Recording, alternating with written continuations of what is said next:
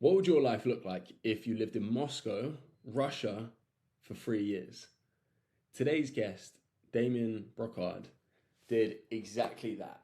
As an Australian diplomat, this conversation was one that I felt as though I was a child listening to someone who's sharing a really intriguing story at the pub. Damien is the founder of Geopolitical Strategy. They have over 12,000 subscribers on their Substack newsletter. I actually just went and subscribed to them as well because it sounds so fascinating what they do. They essentially give you 5 daily news dumps as to what's going on in a geopolitical landscape and sphere every single day. Intriguing. On this podcast, we talk about Nassim Taleb and how his axiom of business and growth works. We jump over to Jeff Bezos and talk about his Amazon shareholder secrets, how that transpires to business. What would Damien do if he started his business 5 years earlier, and many, many more topics and conversations. We shot for about 55 minutes, and honestly, would love to have Damien back on the show.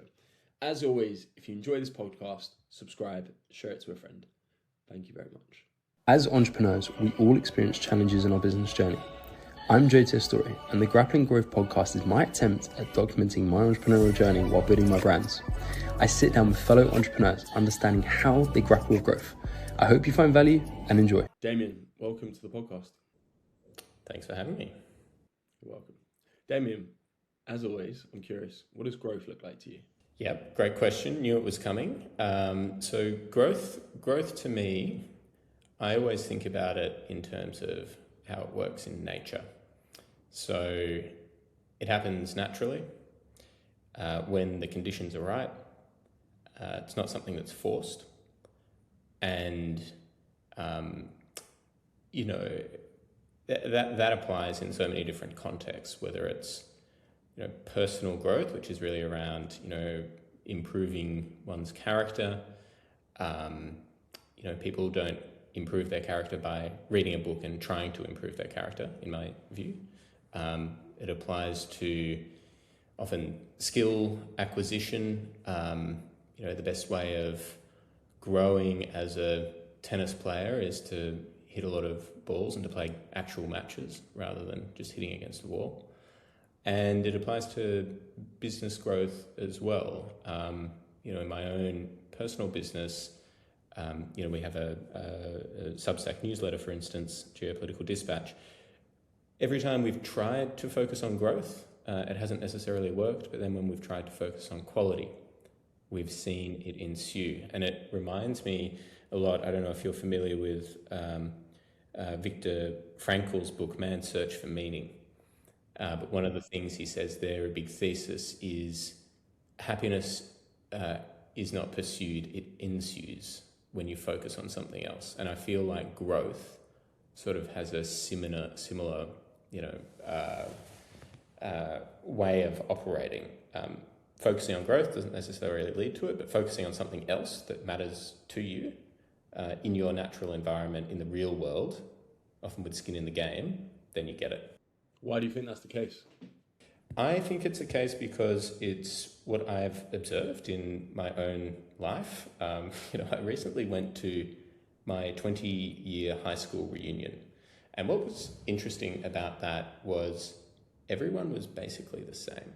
Their characters had been formed, their personalities, people were living in different circumstances and had achieved different things, some more, some less.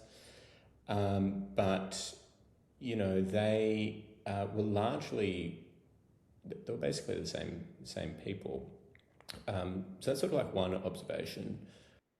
Can I just ask a question on that, which is very, might be an on-the-spot question.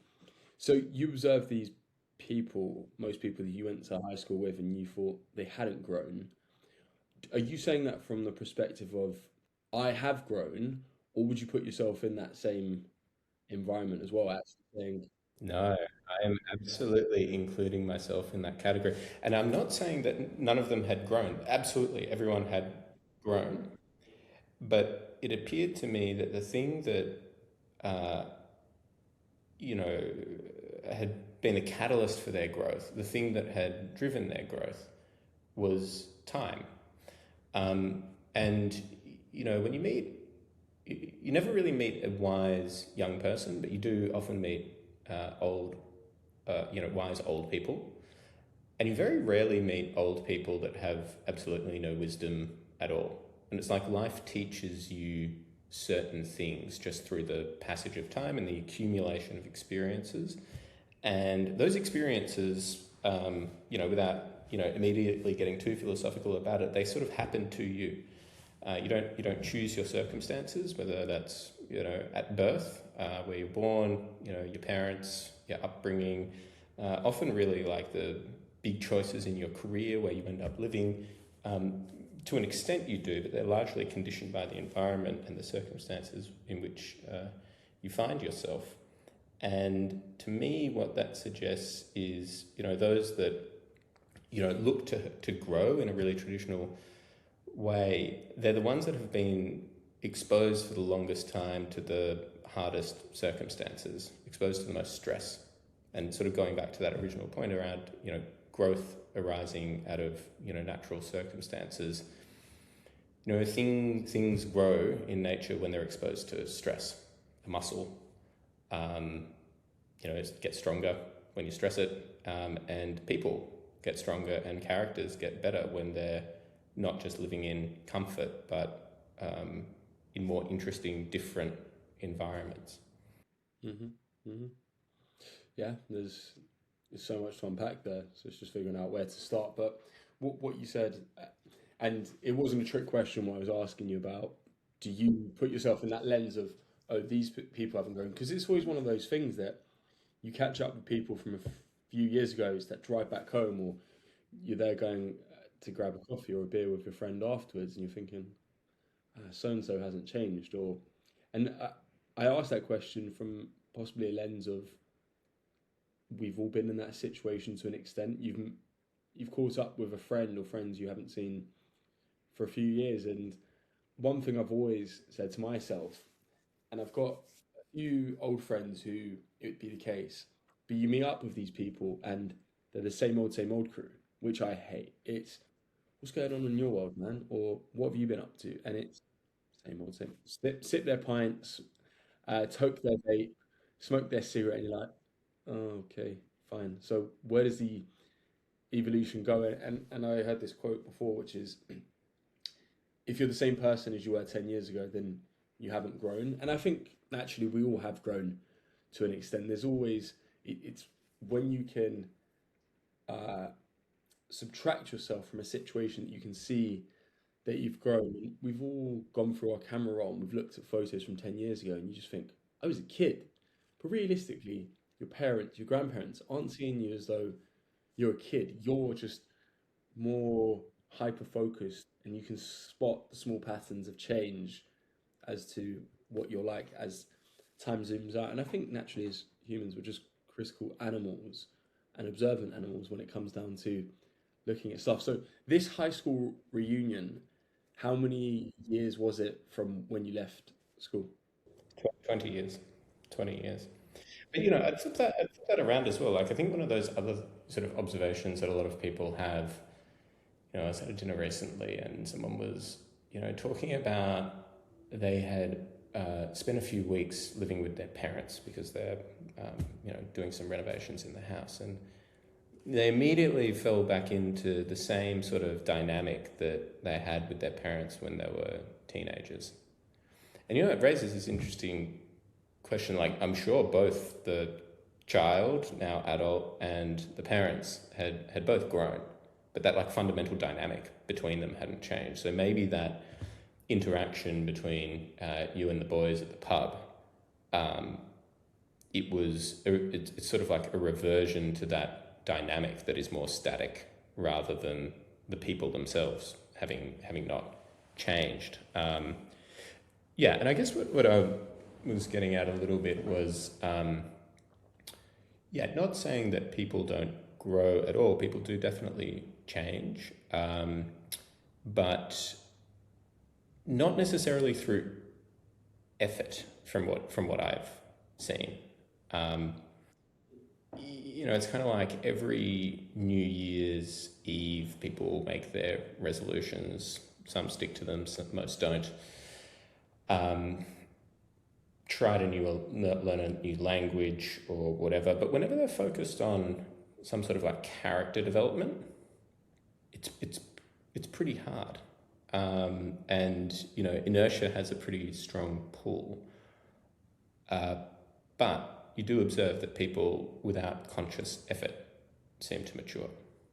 Because I think, so to your point about character, New Year's, and I mean, I'm criminal for it. New Year's hits, I've got a list of a few goals that I want to achieve. And to be fair, last year I did pretty well at achieving those goals. And I think it was because I stayed very focused on not adding new things. It was whatever I was doing, I wanted to do it better. And I think as humans, we, if someone says to you, man, I like your haircut or I like your hair, you turn around and you say, thanks. But that's it. Whereas if I said, don't really like your hair, that it's kind of like the what do you call it? I forgot the economic concept now. Essentially, when someone risk aversion, loss avoidance, you losing $10 feels way more painful than gaining $10. I think that's the fallacy that we sink into, whereby the negatives massively outweigh the pros. And when someone, whether it's parents, friends, acquaintances, post feedback to you that is negative, the immediate reflection is, I'm going to go way deeper into this. But fundamentally, you can please some of the people all of the time, all the people some of the time. And that is the truth when it comes down to life. And I think as we get older, the less our character develops and adapts, we become more fixed, like pouring concrete into a slab. The longer you leave it, the more harder it is to change. And I guess as children, the younger we are, we're more moldable with that. So possibly as we see time elapse and we go back into those environments with our parents, we're going back to our old home. Naturally, there's a cue that says, when I'm back in this bedroom that I grew up in, I become the child. And then when I'm in work, then I become the boss, the parent boss, or whatever you fall into by default. Yeah, I think that's very true. And I think just thinking about my own personal experiences, I've always found the periods of growth to be ones where I've been very unusual circumstances that I haven't been in before. Maybe not unusual circumstances, but ones that I'm not used to. I spent a few years living in Moscow, for instance. That was very different to Australia. It's 42 degrees today in Australia. You don't get that in Moscow. So, for things even as banal, I was working as a diplomat in the Australian embassy for a couple of years. So I had to learn Russian. I had to, pretty much immerse myself into a culture that is very different. Had to 2016 to 19. Yeah, and it was like a super fun experience. Um, I wasn't, going out of my way to try to grow, but the mere fact of being in this very foreign environment, different language, hard job, certain weird pressures on your life, such as, having the Russian secret services, tap your phone and bug your house and follow you around when you're walking through the streets of Yekaterinburg or whatever the case may be. That has an impact. Similarly, I think a lot of the people that I've seen to grow into really sort of formidable characters, often they had quite arduous upbringings, especially, children who are refugees or migrants more broadly, thrust into a new environment, having to navigate, the world at home, the world, a schoolyard, when you don't speak the language, that sort of thing. That really toughens kids up and creates a bit of character. Whereas, this is purely from observation, but often those that I've known that have grown up a bit more coddled, um, not exposed to as many stresses, maybe tiger parented, not sort of, playing outside by themselves or, whatever, just being given comfort all the time. Comfort is not the circumstance, is that natural environment for growth because it doesn't contain any stress. Which kind of goes back to that first point around like organic, things like human beings, they grow in response to some sort of stress because they're tested and they need to, survive that and overcome it and be fitter for the future. And I think that applies as much to character as it does to, my giant biceps, for instance, which clearly have not been under a lot of stress of late. Your experience in Russia intrigues me a lot. How would you describe your experience in Russia, spending 3 years there? What were the absolute cultural shocks you thought, apart from the weather, obviously, but what were the things that shocked you, and how would you describe that experience in one sentence? Maybe let's start with that. In one sentence, it was you would wake up every day not knowing what was going to happen. And it would always be something exciting and sometimes strange. I personally felt very alive there. Um, while I was there, so I was working as a diplomat, right? So during, my job was to represent my countries, to understand the politics of the place, the economics, drive past the Kremlin on your way to work in the morning with a flag sort of fluttering. And, in that period, there was the Skripal poisoning.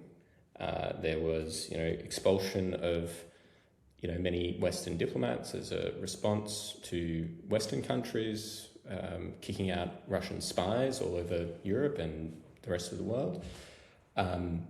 You know, I thought I was going to get kicked out, but I did not get kicked out. Some of my colleagues did. And so sort of waiting for the sword of Damocles to, hit you on the head was something that you don't get in many jobs.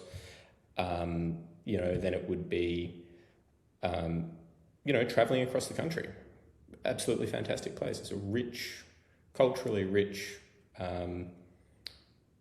enormous place. Moscow is bigger than London, right? And, when you fly across Russia, you cross 7 or 9 time zones. Can't remember. So, crossing the country, meeting people, incredibly ethnically diverse, which is not something that you necessarily appreciate from abroad. I certainly hadn't. It's probably as diverse as America, and actually has a lot of parallels with the United States, I would say. Such as, there's a multiculturalism to it. There's if you can make it in Moscow, you can make it anywhere sort of thing. Moscow is a land of opportunity. If you're talented, you can do incredibly well there.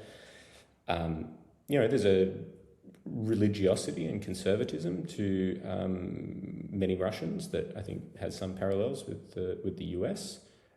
The country thinks of itself as a great power and should be at the top table and acts accordingly, does what it wants. The rules apply to others.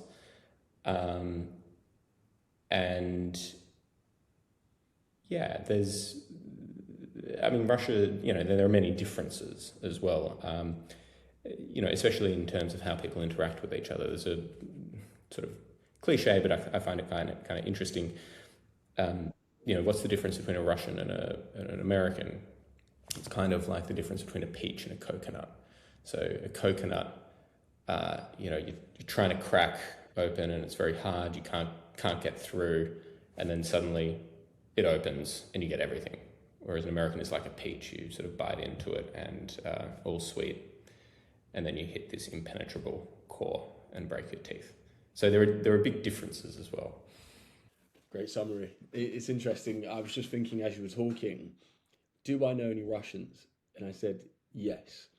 Do I know anyone who isn't Russian who lived in Russia and lived in Russia for 3 years. And apart from a distant cousin from Tunisia who now lives in St. Petersburg, who I speak to here and there, just how your kids, Facebook message, all that stuff. Like that's it. Since he's gone to Russia, never looked back since. So good for him. But to sit down and get that as especially from someone like yourself who is well traveled, who has visited dozens of countries there, that's really fascinating. And I remember reading a book on Vladimir Putin about 2 or 3 years ago, and talking about the KBG back in the 90s and his come up and everything. And it was fascinating, and just the way how TV outlets would be controlled, and just so many small nuances. It gave me a fascination.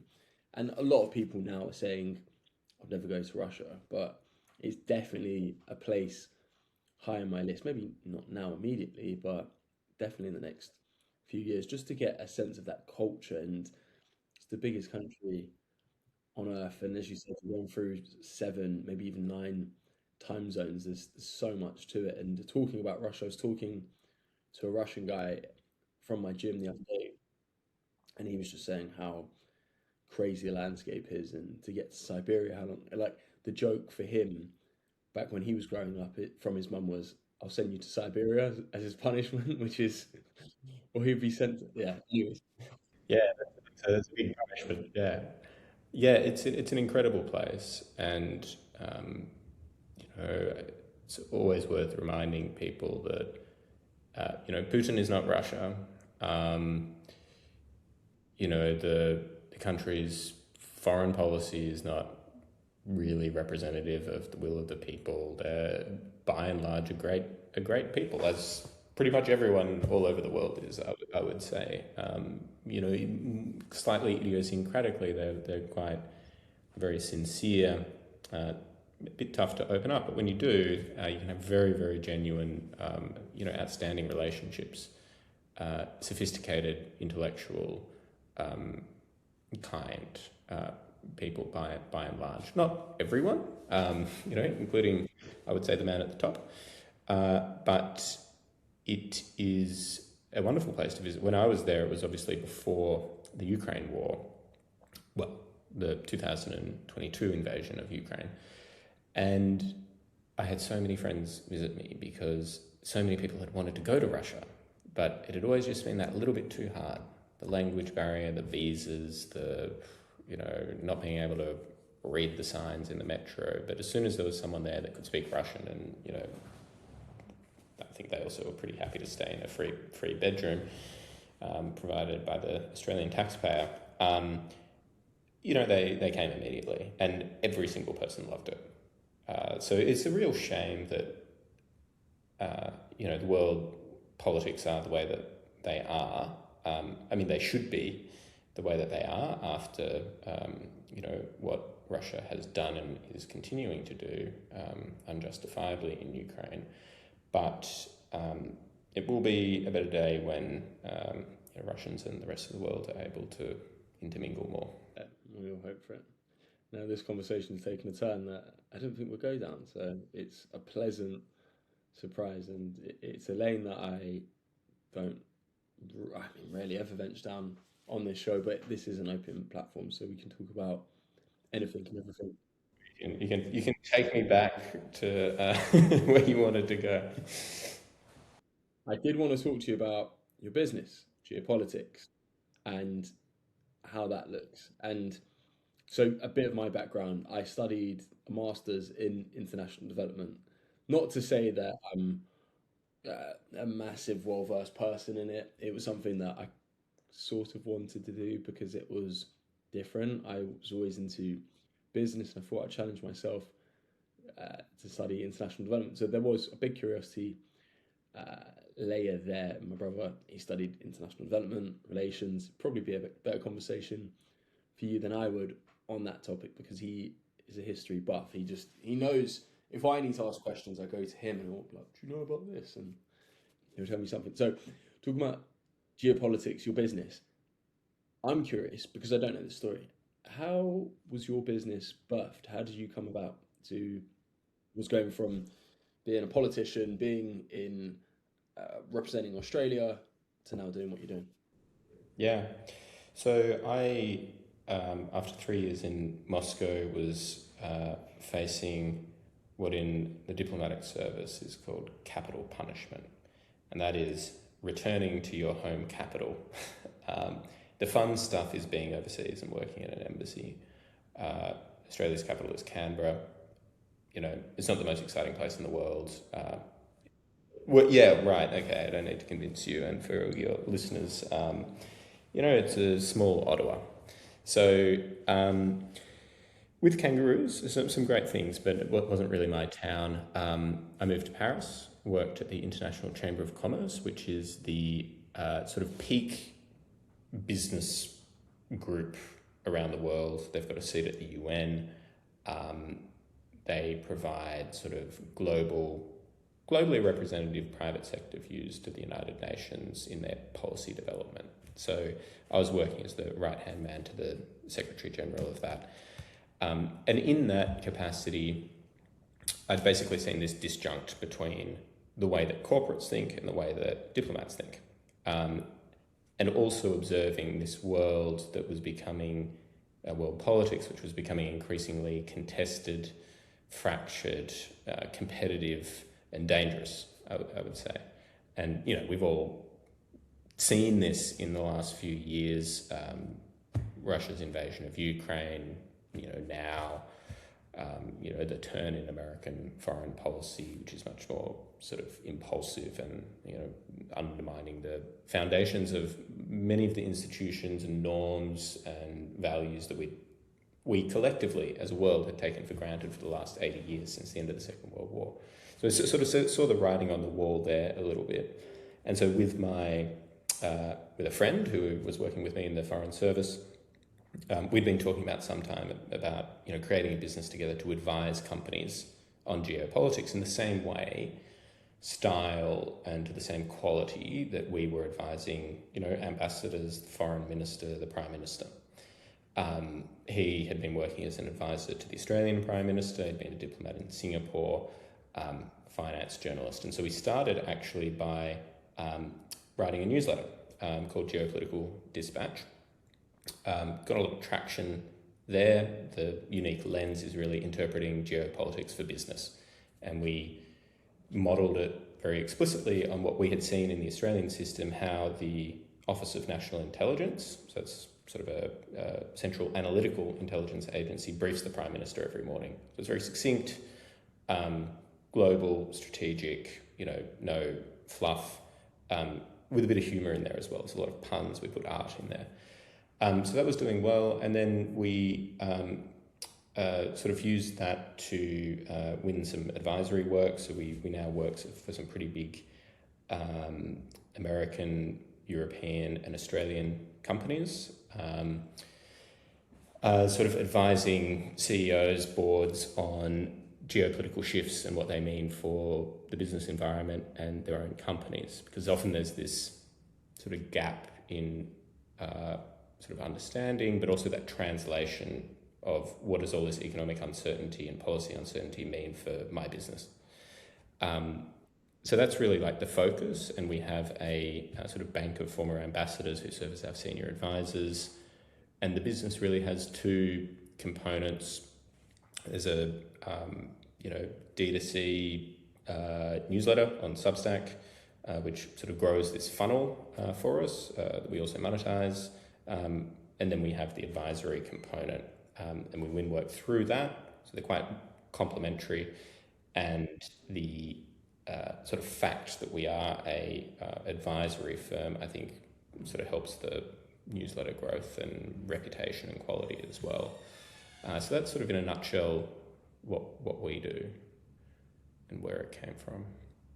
I love the crossover between one arm of the business helping another arm of the business, and it's interesting. And this is a slight segue, but I'll come back to the point. I've been reading Amazon shareholder letters by Jeff Bezos. Have you read them before? No, I haven't. They're a really great read because you can see it's like a time lapse from 1997 when they first published first ever shareholder letter all the way through till I think I'm on 2015, 2016, in around that period. And you can see the way how Jeff Bezos always has an eye for the long term. And then it's the filler from every year. So it's the advancements, innovations, adaptations, and even just the way how they view what they're doing. But the best way how I believe businesses work nowadays is in ecosystems. And what you're doing there is you're building up one channel, which is feeding the whole complete ecosystem, which is probably your main moneymaker. I could be completely wrong. Maybe the newsletter it is. Yeah. No, it is for now. But the newsletter is also catching up, interestingly, because it's something that's inherently scalable in a way that hours in the day as advisors are not, or at least I don't want them to be any more scaled than they already are. Um, but you're right about that ecosystem point as well, because we're now experiencing quite a lot of growth because I don't know, we've been picked up by the Substack algorithm, and that is a platform that is driving people towards us that would be absolutely impossible for us to do ourselves. And I sometimes think we're doing pretty high level advisory work. In some ways it's comparable to a law firm type work, or a McKinsey.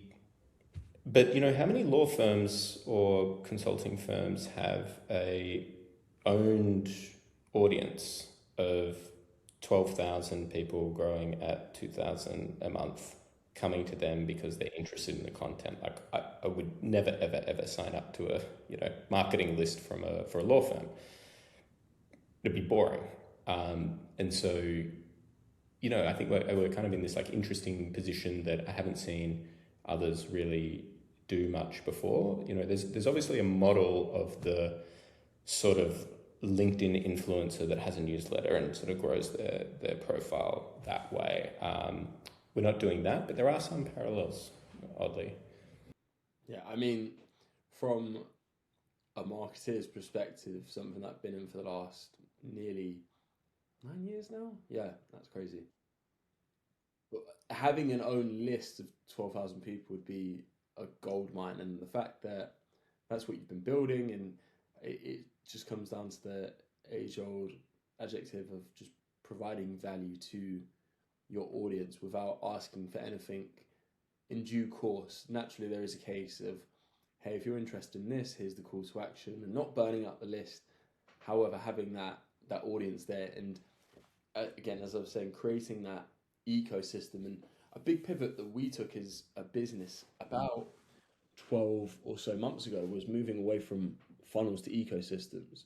And I saw a very big distinction. So, what I observed, and this is my own uh, innovative next progressive step, is everyone in marketing and growth and acquisition focused on a funnel, which a funnel's very linear, as we know.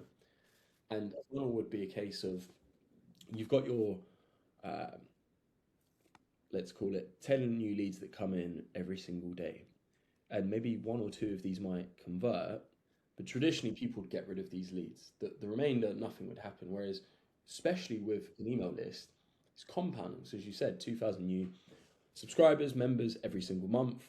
So you can roughly predict that in a year from now there's going to be circa 20,000 more members. So then you've got a list of like 5,000, give or take. And then that way you can start working out the compounded growth rate and the compounded revenue at that point, as long as you keep on producing high quality, high value work. And that is where the adaptation from a funnel to an ecosystem works, in my view. If you can build up platforms, you've got own platforms, you've got platforms you don't own, traffic that you own, you don't own, you're able to continuously own that traffic. And then maybe you get creative, innovative, and you say, okay, well, I know as a byproduct that if I increase my activity on LinkedIn or wherever my audience sits, then as a default, I will then expedite the rate of growth for our Substack audience that in turn means that we generate more advisory work. And it's so interesting that when you build this web, everything feels super sticky and it just feels like you're just working off momentum as opposed to funnel, standing start, build something, it goes back to zero again when you go. Absolutely. I suspect you will be. Are you familiar with Nassim Taleb's work, Anti-Fragile? Yeah, I imagine you're a fan. Yeah. Yeah, so he's brilliant. Absolutely should. That's one book that really changed fundamentally how I sort of see the world. But one of the things that, so he's a statistician, sort of mathematics guy, originally trader. He talks a lot about statistical distributions. And, so say he talks about two very different types of distributions, what he calls mediocristan and extremistan. So mediocristan is sort of like a distribution where you get linear effects. So standard bell curve. You can predict what's going to happen. You've got your funnel. You know that 5% or 4% or 2% or whatever are going to convert, and you can basically do that mathematical extrapolation that you were talking about. But there's a lot of value that often hides in what he calls the fat tail. So not when you've got a standard bell curve, but one that's really skewed. And in our case, we've got, for instance, roughly, well, when I was doing some analysis, 10,000 people on our list. About 4% of those actually pay, an annual fee. It's not much. So you could look at that list and say 96% of these people don't matter. The other way of looking at it is to say, are there ways for us to, potentially get something out of those others? And I kind of see those 10,000 in that email that we send out every day as sort of like a put option. It's like we've got 10,000 lottery tickets and we're playing every single day.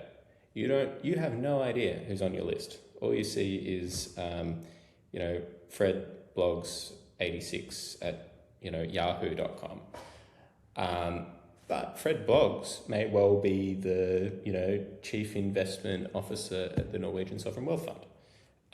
And so, you don't want to necessarily sell to him, but if you sort of put yourself out there, if they know what you're offering, if you're delivering good content regularly and, sort of trustworthy way, you're basically buying 10,000 lottery tickets. And as you say, with these ecosystems, it compounds. And so you're just buying more and more and more and more. And we've been lucky in that some people have come out of the woodwork and said, we want to engage you guys. And then suddenly, that individual on that list is not worth, on average $6 to you. They're $100,000. So that's like hitting the jackpot. But you can only hit the jackpot if you play. Again, echoing back to Jeff Bezos's Amazon shareholder letters, I'm going to paraphrase this. I remember I was reading it on my Kindle the other day, highlighted it, and reread it to my brother. He used the comparative analogy of baseball to business, and I love this. And he said in baseball, you have a truncated potential of what you can achieve. You're going to hit 100 times. What's the max amount of points you can get on one hit? I'm not a baseball fan, but 4 points. So you get 4 points for home run hitting it out the stands. Whereas he suggests and mentions in business, if you have a 10% chance of achieving 1,000 times return, you should do that every single time. If 10 goes, then the philosophy is well, 1 in 10 times this is going to work, and then you risk 100% to then gain 1,000%. So then you've got 10x of your original investment. And that's the amazing thing that I think you've mentioned there is you've got exponential returns. If something, and it's not even if, it's when most of the time, if you're producing high quality work. And it's about positioning, and it's about hitting that ball regularly,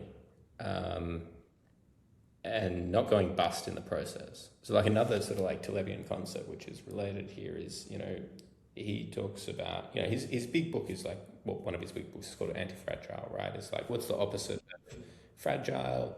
Fragile is something that breaks easily. Most people think it's something that's robust, something that doesn't break easily, exposed to stress.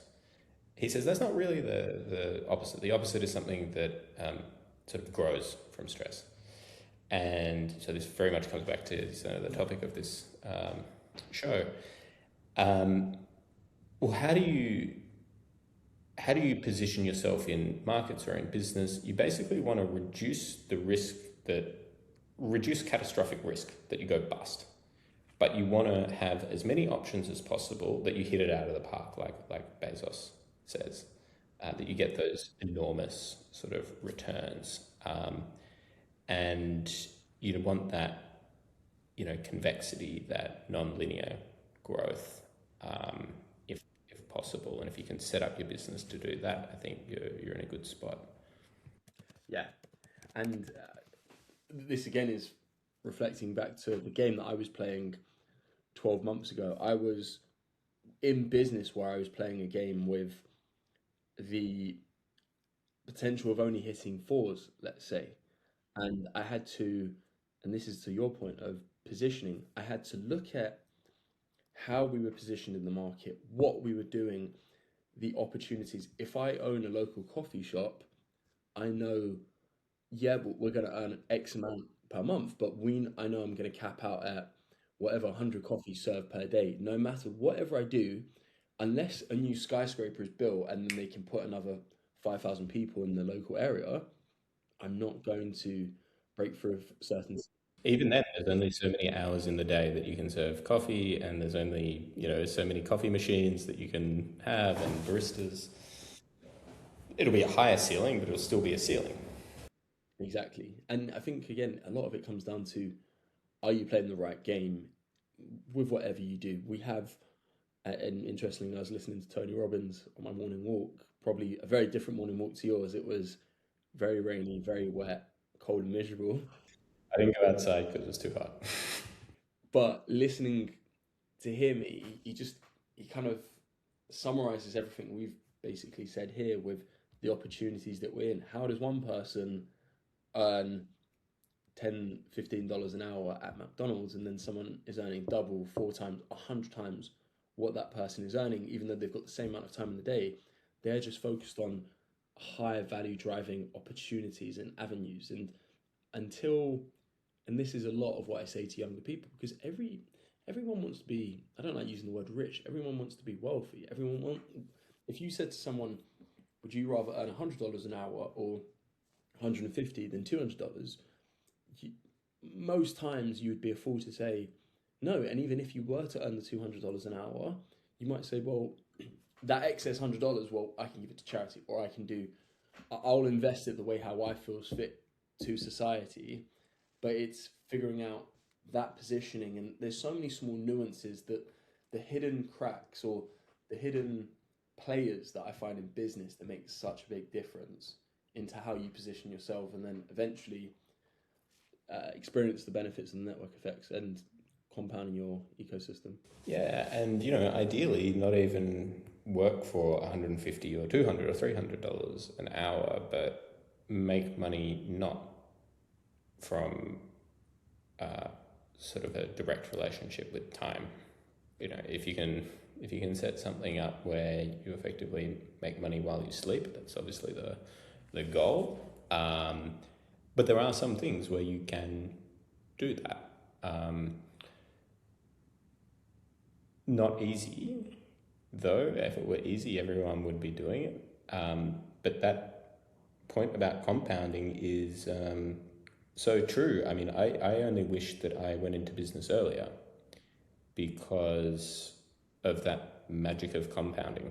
If you start with a principle early on, then it'll be much bigger than if you start later, even with a much bigger principle. And to circle back to some of the things that we were talking about at the start, like you only really understand a lot of these things and develop the right skills to be able to even approach success in that way by giving it a go. I think. So a question to you, how old were you when you started your business? 35.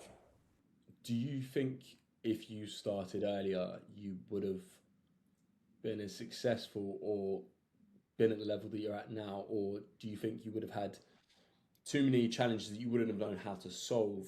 Let's say if you started it 5 years earlier, that you wouldn't have been able to navigate those problems. I think I probably could have started it 5 years earlier. I don't think I could have started it much earlier than that. And I think largely because the industry that I am in, geopolitics, talking about world affairs, people expect a little bit of grey hair. I obviously don't have an enormous amount of grey hair, but you do yet, or at least that I've, not covered up. You do need a certain stature and sort of respectability among society. So for better or worse, people don't take young people as seriously. So I think that would have been a bit of an uphill battle there. But to that point about compounding, and if the principle was 5 years earlier, even if it was 20% not as effective 5 years earlier, over those 5 years, if that effort had compounded, maybe it would be way higher, probably. But everyone's got 20/20 hindsight. And I asked that question from a perspective of, I initially started my business when I was 22. I then quit my job when I think I was 23, 24, and 24, I think. And those first few years, and even from 24 to say 26, I think it was as though I walked down to someone else's kitchen, had to figure out what cupboards to open, think, oh, they don't have paprika. I normally use paprika. Oh, they don't have this garnish and this seasoning.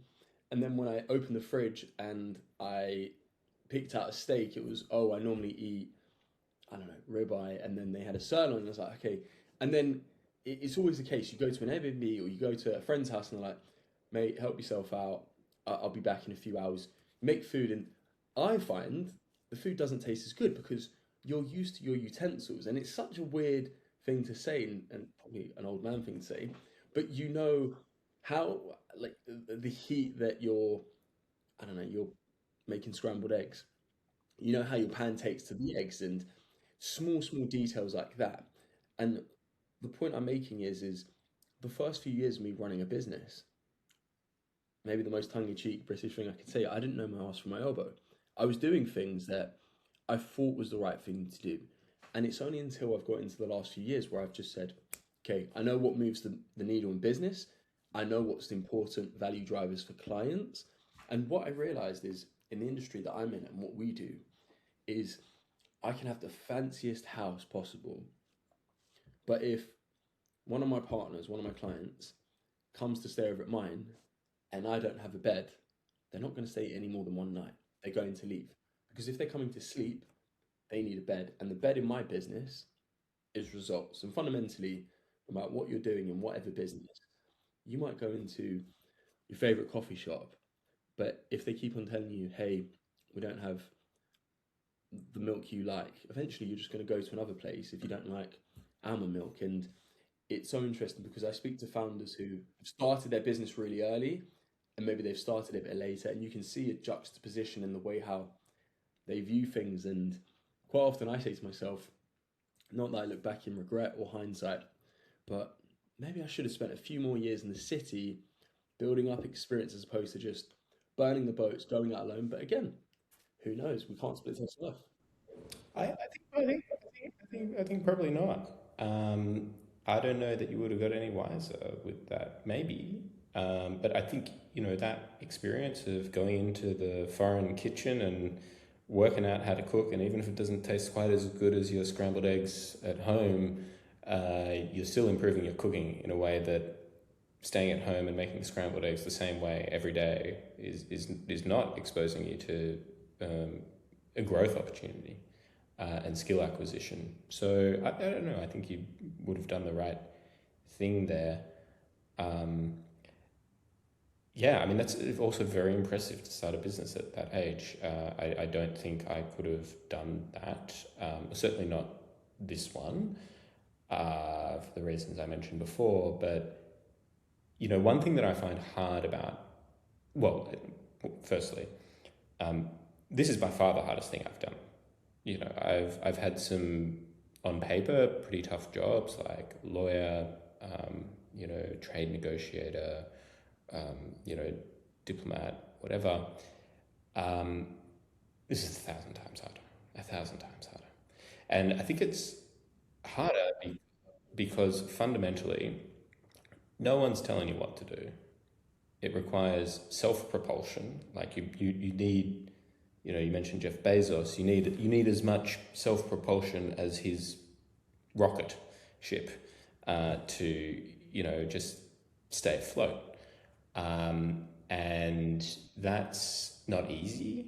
You need to be, at least at the start, a jack of all trades, good enough at sales and marketing and how to make the IT system work. And, whatever your business is, there will be a lot of things that you didn't think that you would be having to do, wanting to do, that you could do, but you just work it out.